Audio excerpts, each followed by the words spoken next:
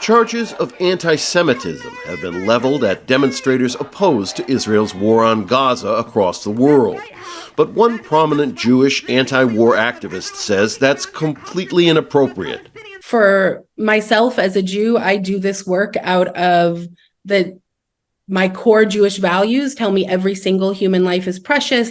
And I do this fighting for a future of Judaism beyond the brutal violence of Zionism. Conflating anti-Semitism with opposition to the Israeli government's policies or ideology is so dangerous. It's dangerous for Palestinians and supporters of Palestinian rights who are losing their jobs and being doxxed and harassed online.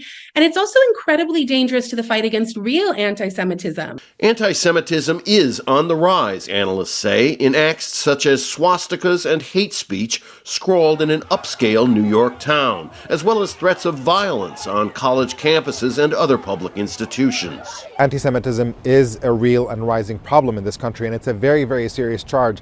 But it is being cynically used against people who simply support Palestinian human rights.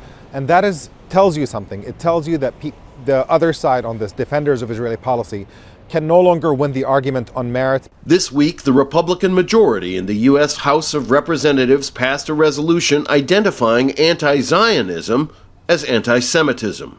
We live in a climate in the United States in which it is very difficult to speak out against Israeli war crimes because we live in a political climate that tries to shut it down at every turn. Both Israeli and U.S. officials have drawn comparisons between Hamas's attack on Israeli towns on November 7th, killing 1,200 people, to the Nazi Holocaust. An Israeli-born Holocaust historian rejects the analogy. It is not connected to the Holocaust in any way. It's a completely different phenomenon. So speaking about anti-Semitism, about Nazis, about the